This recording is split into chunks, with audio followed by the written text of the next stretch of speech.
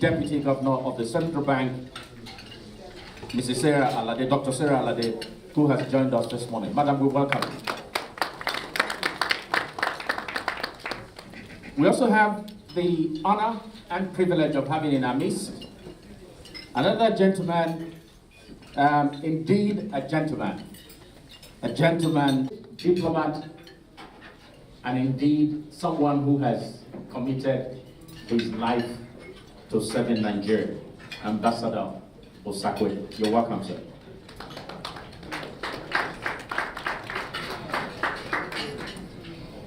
We're also joined by a number of our friends and partners. We have people here, especially those who are working very closely on financial inclusion.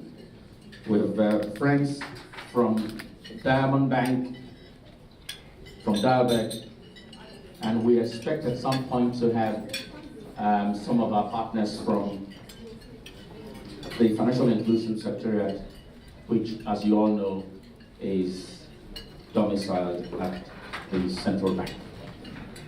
Now, finally, we also have in our midst our guest speaker this morning, a fine gentleman, a former Deputy Governor of the Central Bank, someone, I don't know about you, but for me, I wake up very early every Friday to read his column inside Business Day. He writes like not many in these parts can write. And it's my pleasure and privilege to welcome Dr. Badaya Melafia, who will be speaking to us shortly this morning. You're welcome, sir. Over the last 2 years, Business Day has, through a partnership with the Bill and Melinda Gates Foundation, focused our work on building awareness, building support for financial inclusion in Nigeria. Not just because it's a buzzword or a phrase, but because we are deeply committed to the whole question of achieving or attaining the national goals for financial inclusion in Nigeria. And the reason is simple. We believe there is a correlation between financial inclusion and empowerment of our people. In fact, we believe that financial inclusion is a significant tool for taking the 80 million plus Nigerians out of poverty. We believe financial inclusion is a major tool for creating, and as the word says, true inclusion in Nigeria.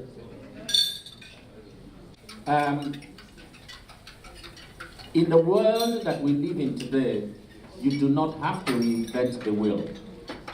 That indeed, there are countries that have made significant progress in bringing about more inclusiveness of their people, bringing their people into the financial loop. And all we need to do is to just look at the strategies that they have employed and see whether we can domesticate them and apply them in Nigeria. Before I sit down, let me just say that we at Business Day are delighted that in the last 2 weeks, the Central Bank has published a set of guidelines or draft for discussion and consultation. We believe that a key part of that engagement is the possibility, hopefully the real possibility this time, that telecommunications firms will be given license as payment banks. We think that that has been a major missing element in Nigeria. And despite the fears that some people may have, I'm not fears that it won't work, the fears about how it may affect their own industry. Despite those fears, we believe that it will be a good thing for Nigeria to indeed license telecommunications firms so they can quickly deploy the assets that they already have in bringing about improved and better, far-reaching financial inclusion in Nigeria. I'm aware, for instance, that the telcos together have in excess of 1 million agents currently working for them across the country. So can you imagine the immediate impact that can be made if we can transit from just selling recharge cards to those agents and begin to effectively mobilize them as agents just to move money around? We have absolutely no doubt that the adoption of that strategy will help the attainment of financial inclusion goals in Nigeria. Once again, my bit is to welcome you to this session. And I think at this point, if you permit me, I can now invite our guest speaker, Dr. Melafia, to come and give his presentation. Please join me in welcoming Dr. Melafia Obada. Thank you very much.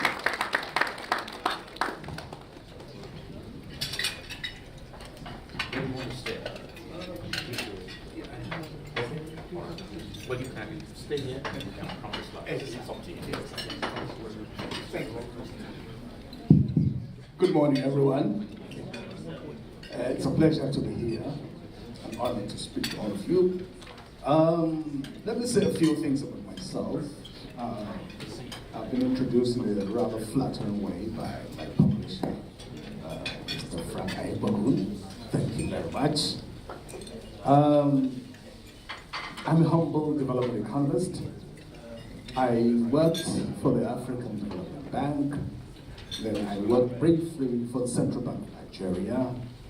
And I came back not too long ago from a stint in Brussels where I was Chief of Staff, Chef de Cabinet of the African, Caribbean, and Pacific Group. It's a group of 79 member countries.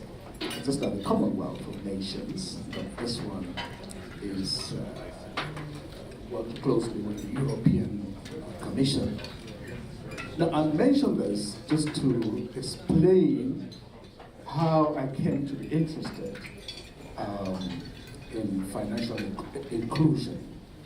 At the African Development Bank, I supervise projects all over the continent, including some of the Arab countries like Mauritania,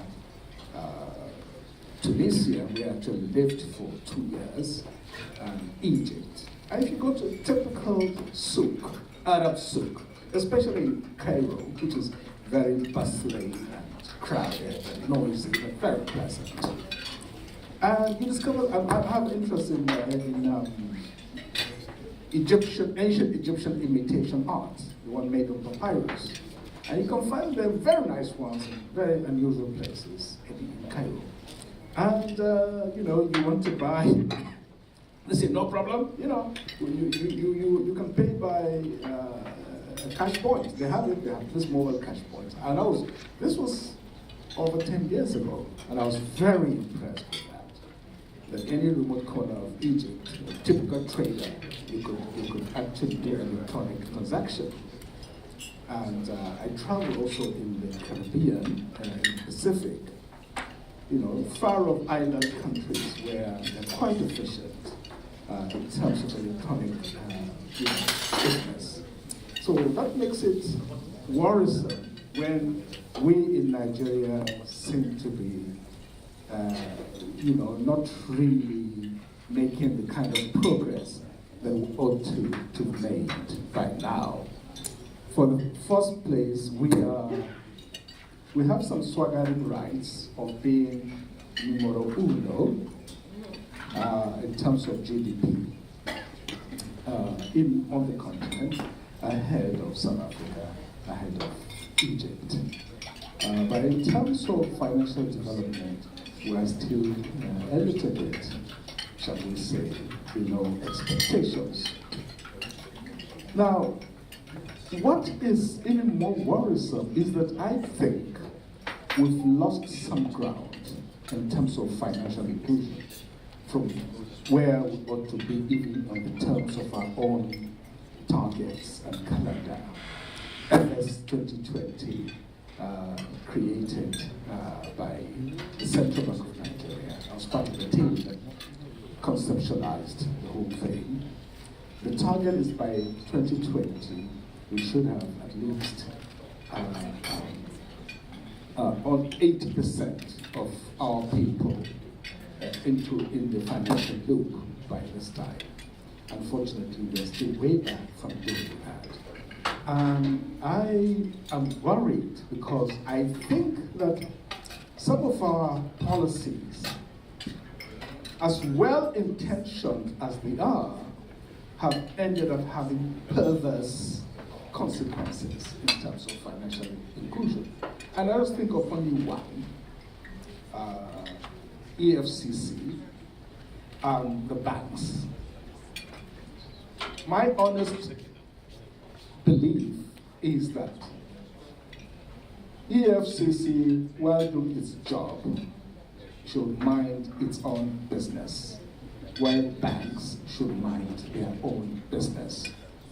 If EFCC wants the banks to do their job for them, then they had better pay them the necessary consultancy fees for that.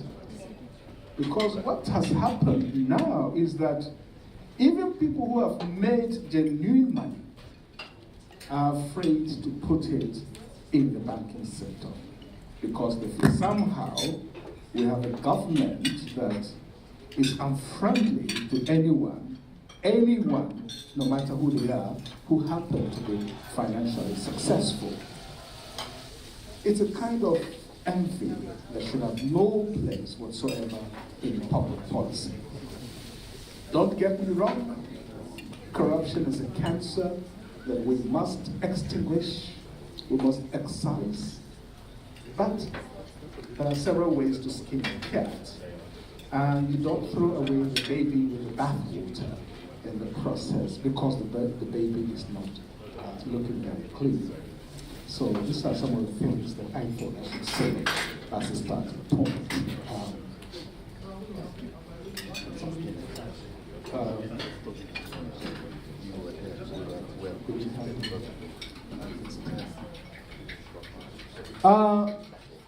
I won't bore you too much. Some of you familiar with Nigeria would know how we came to be in this area.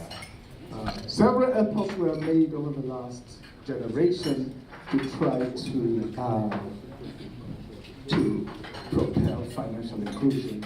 It ranges from the rural banking programs of the 70s to the People's Bank, 1980s, to community microfinance banks, to the National Microfinance Policy, 2005, and the FSS 2020, which actually started around 2006, 2007. Non-interest banking, not all interest banking, non-interest banking, financial literacy campaign, electronic banking, cashless policy, which I don't like, by the way. I don't really like the sound of cashless. It's got bad karma to it. Cashless. And that's why it did not succeed. It's got bad karma to it. Financial inclusion has risen. It rose from about 23.6% in 2008 to 48.6%. That was a reasonable jump during those years. Next. Okay, guys, this is my slide. Do you want to adjust? Like I said, we are not on track to reach the FSS 2020 target of having 80% inclusion. And as of 2016, just 58.4% of Nigeria's 96.4 million adults were financially served and only 48.6% of all adults used formal financial services, which means a huge chunk of our population are still excluded. What are the factors? What are the causes? I would say number one, there's still the problem of low level of literacy. You will be shocked how illiterate our population are. And you find that all over Africa, but it's actually worse in Nigeria. I was in Cote d'Ivoire, where the banking system is very different, and where you queue behind your own specific bank card, and you fill some document. That was the way it was 10 years ago. And then this very elegant young woman, all dressed up in Gucci, and looking as if she just stepped out of Montparnasse in Paris. And she comes to me very shyly, and then she wanted to talk to me. I was wondering what it was all about, and then she said, please, I can't even write my name, could you help me write it? And fill the form for me. I felt like weeping. You would never believe that such illiteracy can exist, that people cannot even write their own names, let alone read signs of roads and so on. And it's got worse because of poverty, the falling standards in education and the rest of it. So illiteracy is a major problem. Then two, inflation. Why should I keep my money in the bank when, inflation will eat up most of it? Poor salaries, very little disposable income, poverty, and of course, low levels of technology. We're making some progress with telephony, but we're still not yet there. Yes, next. From access to banking and financial services. Why is this a problem? It is a problem because I think that access to basic financial services, to me, is a social right. Just as access to fertilizers to a typical farmer should be regarded as a right. And also access to vaccination against preventable childhood diseases is a right of the child and of her mother. These should be seen as basic social rights, without which a lot of other things will not fall in place. Next. So, what do we mean by financial inclusion? It means that individuals and businesses have access to useful and affordable financial products and services that meet their needs, transactions, payments, savings, credit, and insurance, delivered in a responsible and a sustainable way. Next.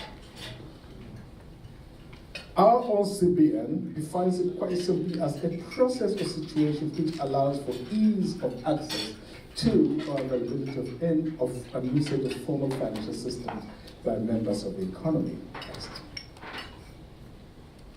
Some of the most successful countries, apart from have been Kenya, Uganda, Mozambique, Malaysia, Philippines, Egypt.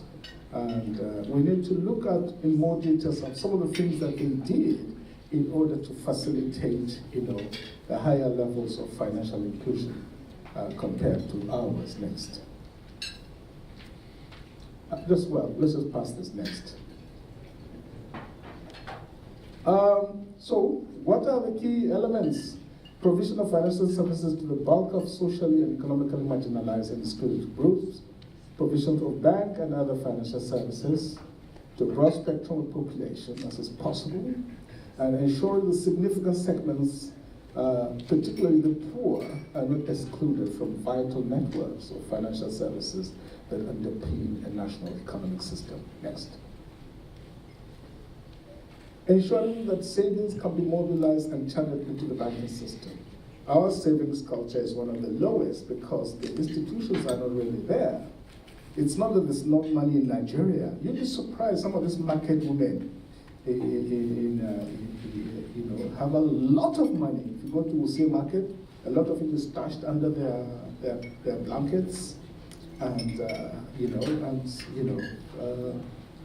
we need to bring out all these funds into the formal sector, because that is when the mystery of capital will begin to do the magic of, spurring population growth. Provide a framework for driving growth and inclusive development. It's also about inclusive development, that no one is left outside the framework of the mainstream of development. Next. So, some of the barriers, as far as I know, include access to credit. With all respect to our banking colleagues here, sometimes I ask myself whether we are still sticking to the old-time religion of doing banking. What seems to be happening now is actually trading, currency trading, trading in treasury bills and bonds.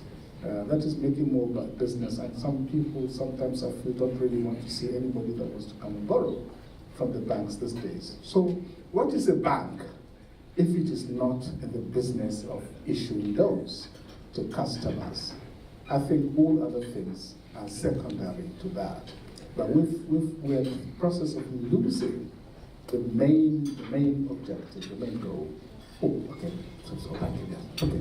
Then there's depth of credit, collateral requirements, and borrowing costs. Those ones are can be quite tedious. Interest rate spread and cost of monitoring by banks pose major challenges, corporate governance issues and so on. Next. Hidden charges, big problem, hidden charges, ATM withdrawal charges, email alert fees, and lots of frivolous if you permit me, charges that the Nigerian banks have been accused of. Don't get me wrong, I believe I'm a good friend of the banks. And, we want prosperous and successful banks because it's good for the economy. And then technology as a catalyst. Broadband in Nigeria is estimated to reach 30% this year. So broadband is growing, and that can help contribute to inclusion. Government hopes to leverage the power of technology to achieve greater inclusion. And some of the banks have become more innovative, that people can actually set up an account purely by telephone, which is a recent innovation that is good, and kudos to the banks that have been able to do this. And of course, internet banking is growing, and so on. Yes, next. Other related familiar barriers that infrastructures, power, energy, and the rest of them. And geopolitical uncertainty, especially in the rural areas. There's a massive influx. That's why the population of Abuja has literally doubled in 5 years. And same goes for many of our cities, Kaduna, Port Harcourt, and the rest of them. People are migrating massively because the rural countryside has become very unsafe. So the idea of doing business or flourishing in the countryside is a big problem. And these guided government policies. They do one thing right, tomorrow they do a completely different thing that negates that other one, and so on, and the rest of it. So, and we need policies that don't treat bankers as though they are some kind of pariah group. They should treat them as vital actors in the economy that can help this economy to grow. Please just next. Maybe just go to the last one. This is a declaration, the Daily Consensus on Financial Inclusion. We recognize the critical importance of financial inclusion for inclusive growth and development that places shared prosperity at the center of development in developed and emerging economies. We concur with policy and regulatory bodies must include financial inclusion in their mandate. Next. Some progress has been made, but we are far yet from where we want to be. Next. The CBN has some priority plans over the next couple of years. In fact, they just released a report in July. It's still not for public consumption yet, but some of the key elements, I imagine, that they really want to refocus on the mandate. Next. that was the last one, of financial inclusion. We want to reduce KYC hurdles, create an environment conducive to serving the most excluded, so that inclusion efforts do not focus solely on the lowest hanging fruit, but of positive spillover for everyone. We want to drive also adoption of cashless payment channels, particularly government to person to government, and so on. But in actual practice, for example, these social transfers that the government was recently doing, actually going to market women and say, look, we're giving you a loan of 10,000 or some cash transfer of 10,000. Instead of handing out that cash, you should have taken their name, brought some banks, and let them actually create a bank account at that very moment. That is a way of ensuring that government policies do help drive the financial inclusion agenda.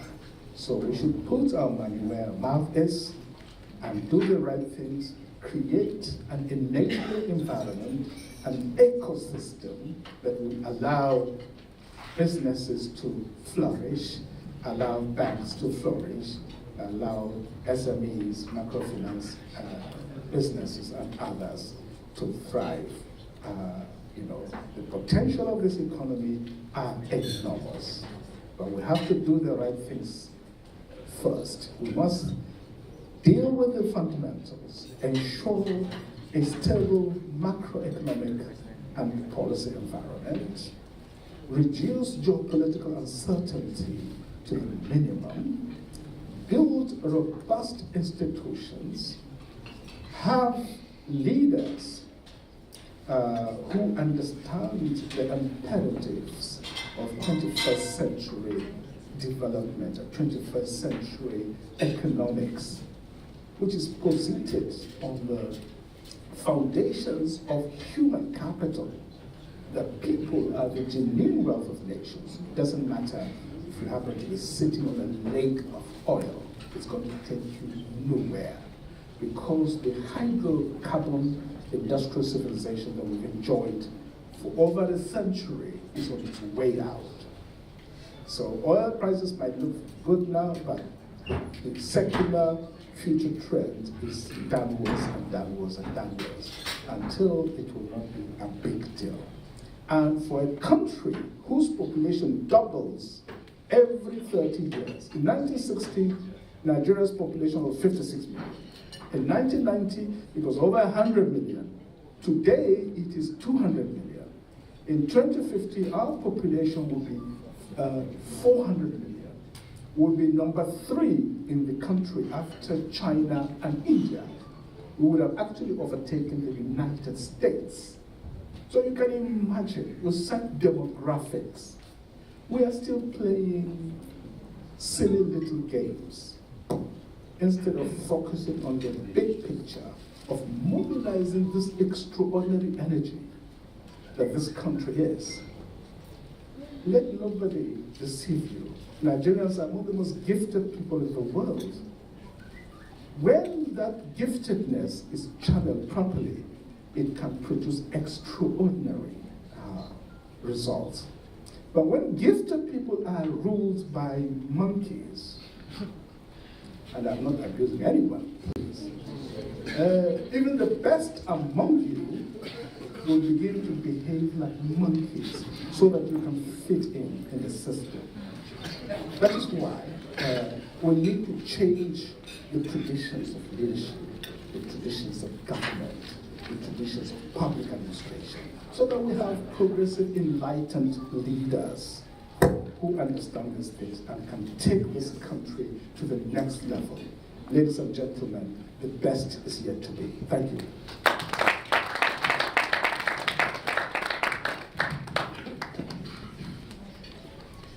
Thank you very much, Your Excellency, for that really interesting presentation. Just keeping time in mind, I'd like to invite Ayomide Akindoli, who works at Dalberg Advisors. She'll be leading the Q&A session. I think we really want to take advantage of the fact that we have so many stakeholders in the room. So if you have any questions, feel free to ask. We have people from public sector, private sector, banks, telcos, everybody's in the room. So I'll invite Ayo Mide to please take over the Q&A session. Please put your hands together for her. Thank you. Good morning, everyone. My name is Ayomide Akindole, and I work with Dalberg. Dalberg is a group of companies focused on social impact, and over the last few years, we've done a lot of work in financial inclusion in Nigeria.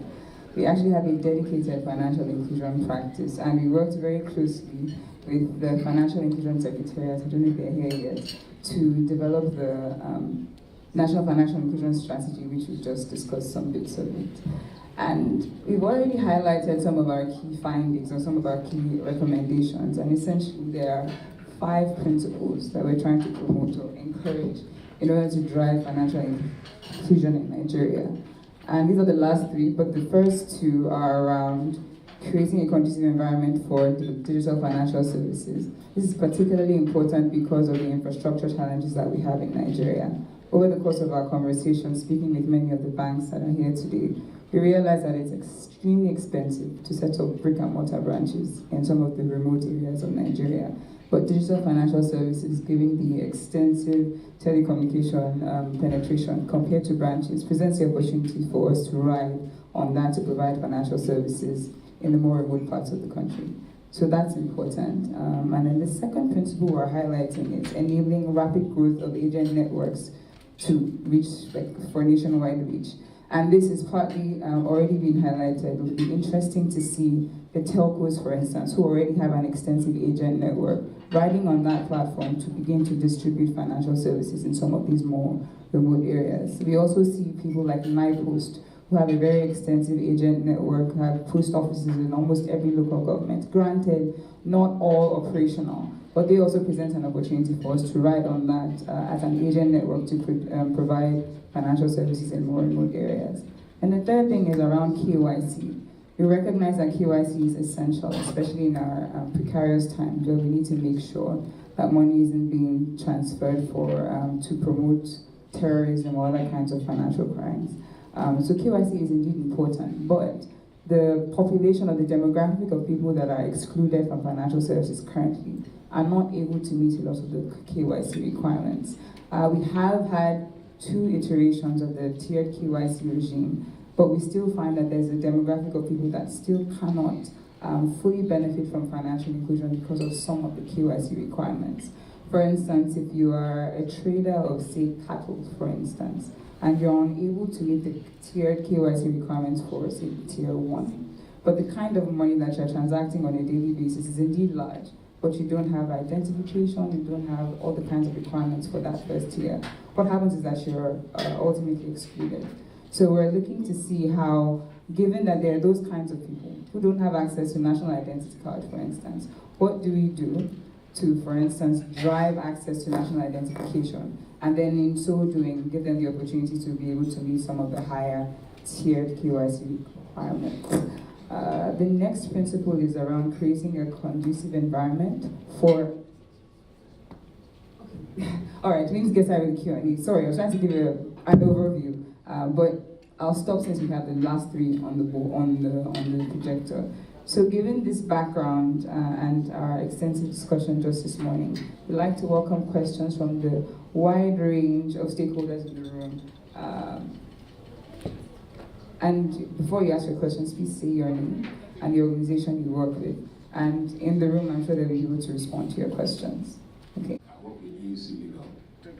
I'm surrounded with a couple of people on the fintech space. And my challenge is basically policy in terms of having these people be under one umbrella. You said something about identification. Identifying people is a challenge in Nigeria because we have seen that we've not been able to capture a lot of people. And KYC is also a challenge. Now the challenge for me now is we must create this database for people to identify people. And I'm going to go straight to Kenya. Equity Bank in Kenya, I think in 2014, set up basically to have something like this. And what they've done in the last few years, they've expanded to Rwanda, they've expanded to Sudan, South Sudan. Now, there's no magic in all of these things, I would say. And it will also be a challenge for us to come here next year to also be talking about financial inclusion without government creating the right basis for us to be able to plug into this opportunity. We have the required population, but the question is policy, and I'm talking from the stand base as a lawyer. The policies that we have should be centralized. And I can tell you that are people taking advantage of this space as we speak today? The answer is yes. There are a lot of unregistered people that are taking this advantage. And what they are doing basically is accepting deposit. It is wrong when they're accepting deposit from cooperatives. So what do? They come to Lagos State, for example. They register a cooperative. And with that cooperative, they accept deposit because what they say to themselves is that they're a cassava growing team. They accept this monies from you, and then they give you a profit on it or whatever it is. So as we speak today, little, big, small-time businesses are doing it. Young guys are doing it at the age of 30s and whatever, and they are moving this position forward, irrespective of the fact that there's no response from government. So my challenge here is, we can keep saying to ourselves every day here that we want to do financial inclusion. But as long as we don't get the policies right and we don't put all these things under one umbrella, we're going to come back next year and keep talking about financial inclusion. So my question here is, let us put a bit of pressure on the policy implementation of this, and it will help us to get to where we need to get to. Thank you. Thank you very much, sir. Please introduce yourself, tell us your name and which organization you represent. Thank you very much. My name is Ayodele Akinwumi. I work with FXTH Merchant Bank. Now, just a comment about some of the things that we people say about the banking industry, and just to take a cue from the last speaker, about the fact that the banking industry doesn't want to, they're just collecting money deposits and they're paying treasury bill. And then a lot of charges, frivolous charges that people charge, not only in this room, but when you listen to people, they say that a lot. That is not entirely true. Now, you pick up the balance sheet of any bank and look at their earning assets, you still realize that today, loans still account for the largest component of their earning assets. Banks are created to intermediate, but then when you look at the fact that they are also a business entity that collects money from the depositors, out of that money they keep some, the federal bank and all of those, and they lend. And then the money the sectors they lend to, if the money doesn't come back, they won't be able to meet the obligations to the depositors when they require their money. Then they have to be very careful. So really, just like the last speaker said, it's not only about the banking industry, it's about the structure of the economy. Now, government also has responsibility to ensure that you create policies that will make projects bankable. How many sectors in the Nigerian economy can people lend to? We don't understand what is happening in telecoms now, in oil and gas, in manufacturing. So, thank you very much. And then the issue of the infrastructure, which is making banks, nearly all banks have a generator. Sometimes the ATM, they are powered with not electricity, not from the PHCM. So we have to put all these things in context before we begin to say that, oh, they don't want to lend. Banks, my bank is looking for assets to fund, but there are limited good assets because of the way the economy is. Thank you. Thank you for the comment. We will encourage more questions than comments.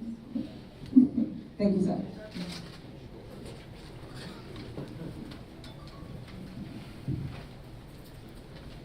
Okay, my name is Taiwo John. I work with Axion. Increase their capital to 200 million by April 2020. State microfinance bank should increase to 1 billion. National microfinance bank should go to 5 billion. As laudable as this may sound, the microfinance institutions that are the primary agents to drive financial inclusion are also in the business to look at the return on equity, return on assets, and profitability and efficiency. And what you're creating is you're creating a monster, because microfinance banks will now become small deposit money banks. They're going to increase their loan sizes. They're going to increase what they do to be able to get a good return on investment. And that is going to be very counterproductive to financial inclusion. So I know the thoughts are sincere and noble, but I share very cautious optimism towards what will happen to financial inclusion. Again, what will happen is that a lot of rural microfinance banks will shut down because there's no business for them there for a 200 million capital. I will rather suggest that there should be a further unbundling of the definition of microfinance bank. You can have, instead of having units, instead of having states, instead of having a national microfinance bank, you can have a rural microfinance bank. And a rural microfinance bank should strictly operate in a rural area. And they don't need 200 million to do that. What will happen is that people are going to be creative, they're going to turn in their licenses, and they're going to go back to become cooperatives and NGOs and continue to do their business. Where will that leave financial inclusion? So I think we need to think through processes very carefully. I was in India, I was in Kenya, I was in Uganda, and you see a microfinance bank that is set up solely for affordable housing. You see a microfinance bank that is set up solely for education financing. So you don't have to be all and all. Here is someone from FSDH, there's another person from a merchant bank, there's another person from a discount house, there's another person from a commercial bank. I think we need to strategize and stratify our microfinance banks along that line. Thank you.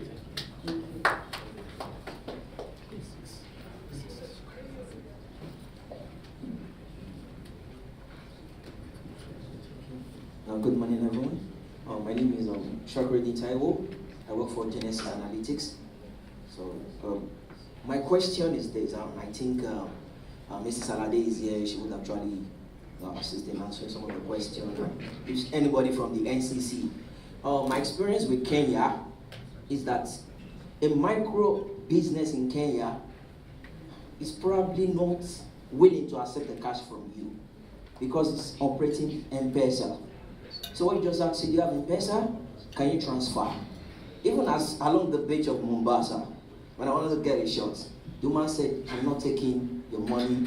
Can you just transfer? Do you have M-Pesa? I said, no, I'm from Nigeria. So the question I would ask the CPN and the NCC is, what's the fear? Why are we not allowing the MNOs or the telecoms to become banned? There's always a question. Or offer financial services. There's M-Shawari in Kenya as well that just accepts credit and savings. As I think Kenya, Tanzania has given us a lot of examples of success. But so I would like Mrs. Alade to help us. That was the fear of the NCC, of the central bank and the NCC in doing this. And the last on financial inclusion is this. If we allow the telcos to become bank or for other things, we're going to have experience of what's happening in Zimbabwe where they have cash problem. And Echo Cash, because Echo Cash also have a companion card. So with my Echo Cash wallet is attached with my cash, so I can go to ATM and also what? Withdraw. So that is going to increase the financial inclusion for those people in the rural area. So I don't need to have a bank account. What I need to have is a mobile money wallet with my network and a card to it. So microfinance could have their ATM there and they make a lot of money from fees and some other things. Okay. So that is my question on the two sides. Thank you very much. Thank you.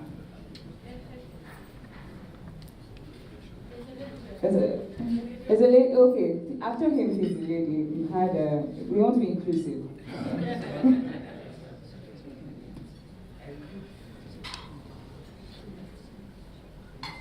Yes, please go ahead. Thank you very much. My name is Dr. Ola Bello. I'm Executive Director for Good Governance Africa. I'm going to be very brief.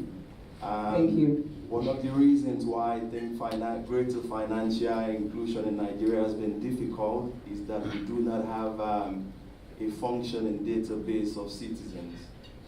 My question is, for those of us who are concerned about this issue, Are there initiatives that are ongoing to work in reverse? So whilst we're thinking about greater financial inclusion, to also see how we can use some of the data we're gathering to help the government build a more complete picture of who are Nigerians, where we live. The estimate of the population of our country, anywhere between 180 million to 220, some would say. If we don't do that, then I think financial inclusion in a truly inclusive sense will remain a mirage. Thank you. I just want to ask a question if there's anyone from NIMC in the room. I'm realizing that would be the best person to answer. But let's carry on. To the lady in the center of the room. No. Hi, good morning everyone. My name is Anika. I work with the Medical Foundation. It's a social enterprise that is targeted at empowering rural women in Nigeria using financial inclusion.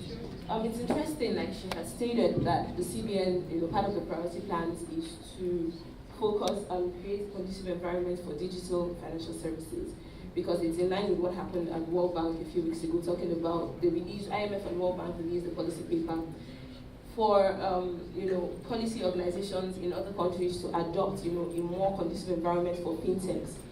Now, it's fantastic, it's laudable that we want to do payment service banks, which I'm sure telecoms companies want to jump on and do financial services. But today, the easiest form of financial technology is using USSD, because internet data, one, is expensive, it's not everywhere. So even with the USSD, there's a cost attached to it.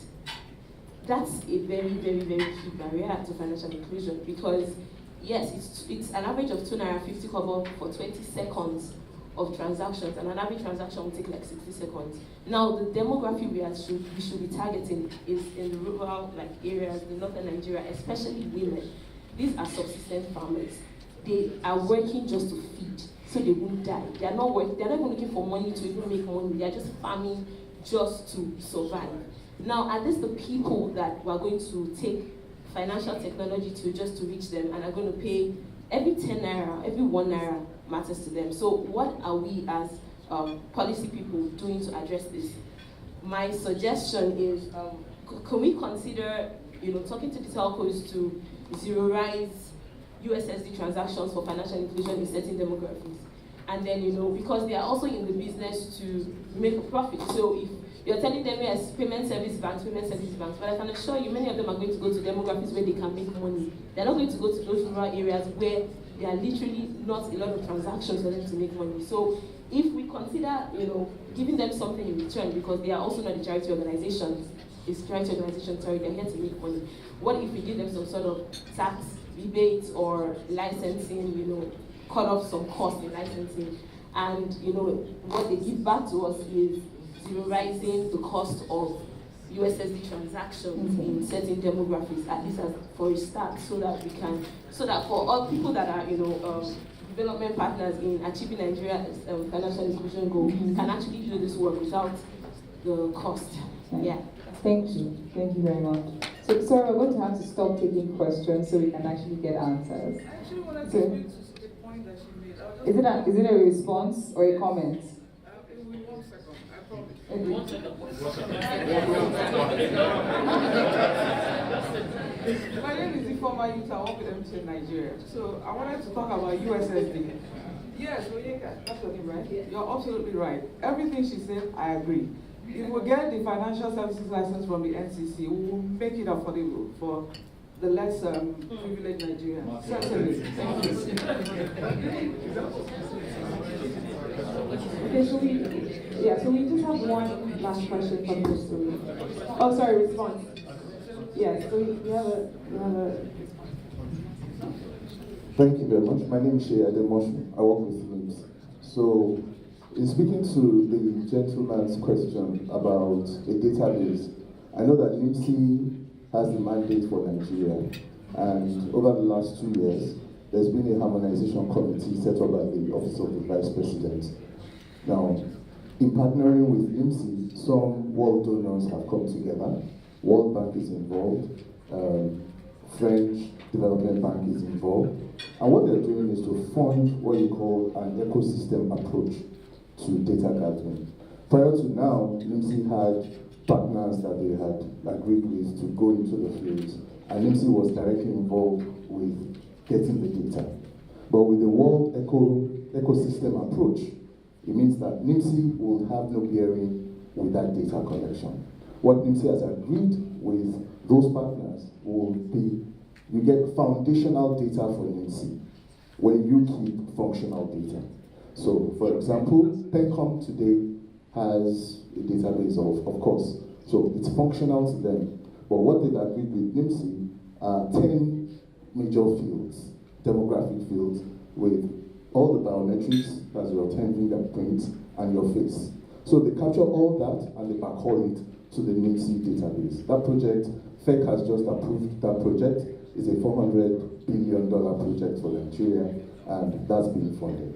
Oyeka's question is very vital, and I think is one of the things that's trying to coordinate within the ecosystem. So we have a product that we developed with telcos, with the banks, and that's it, Mcash. It's zeroized across all banks. Now, if a bank chooses to leverage that infrastructure, all they need to do is put a suffix at the end. So for a GT, it will be *737 *22. For First Bank, it will be *904 *22. Sorry, 894 *22. So the products are available. I think what we don't have is awareness. If people know, and the agents themselves know, that you can, through one central USSD, get to all the banks, life will be easier. Imagine as an agent location, you have all banks 37, 24 of them. Each of them has a USSD code. He'll have to remember, okay, you bank with this, I do that. You bank with that, I do that. But imagine a scenario where you have a *402 hash and it just lists the products, regardless of your bank, right? It just goes to the bank, and all that is behind is not in front.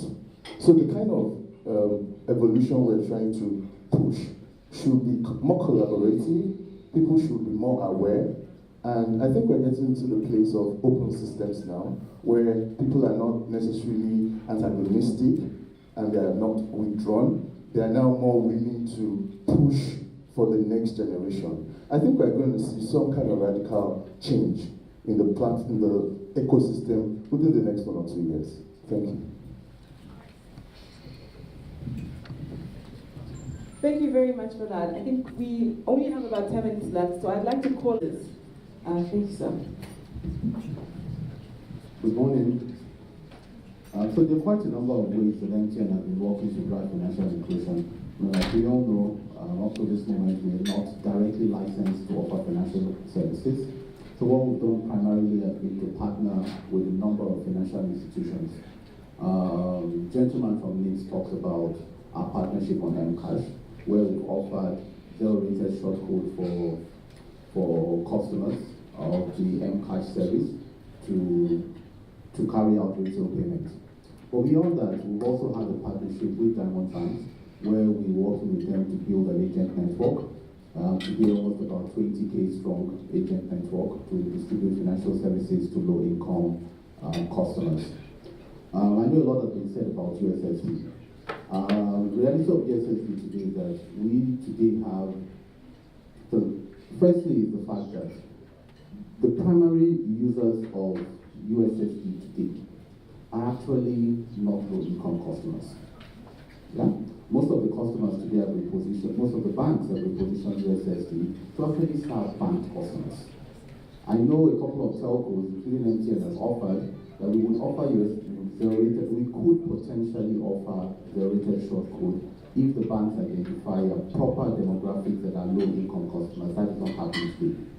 But with a couple of banks, we actually have offered zero-rated short code on the services that you offer today. At least about 5 banks today enjoy zero-rated short code in return for a revenue share with MTN Nigeria.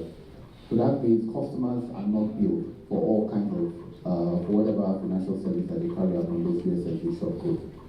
The last bit, I think, one other area where we partner is the area of at least providing basic KYC information. a number of, at least for tier 1 customers today, besides the BVN requirement, most of the KYCs today are actually offered. Most of the KYCs today are actually, the basic KYC for tier 1 customers are actually the same thing for banks. And so we also partner with a couple of banks to at least provide that information to carry out their basic tier 1 KYC. Thank you.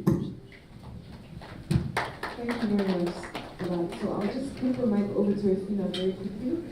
Shako, before you speak, can we just try and be very brief, because we all have to finish now and head up to the Congress Hall before they come here to get us out. I'll take 1 second. Thank you.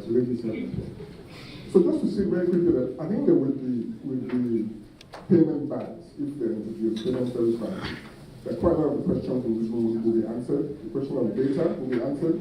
I think the telcos have a lot of data now on your USSD question.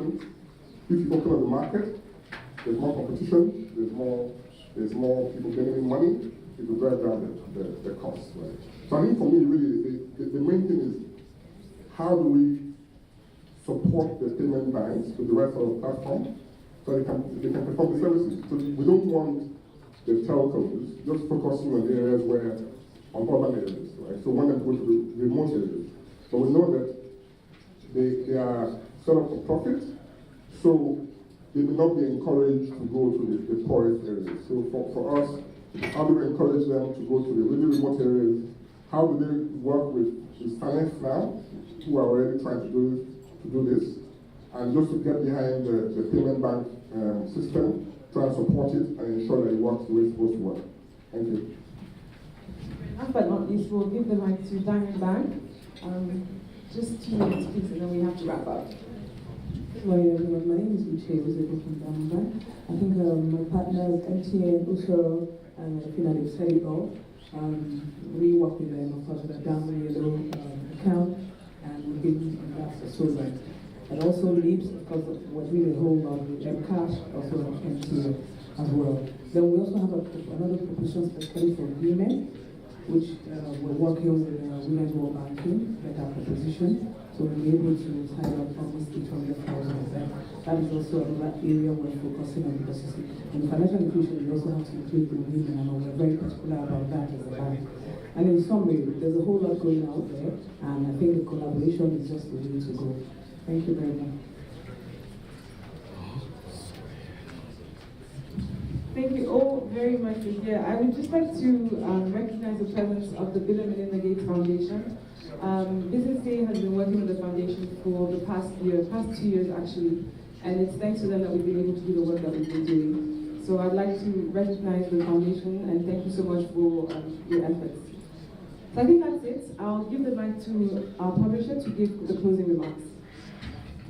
I just want to say thank you so very much. Our primary objective this morning was to convene stakeholders and to just have a discussion or a conversation that helps to move the needle. I think this conversation should have come at a better time. We're grateful that we have virtually everyone that we had hoped and prayed to have here this morning. I thank our guest speaker very much. He stayed very late last night and was able to join us this morning. And of course, our thanks also go to the Nigerian Economic Summit that has made this possible.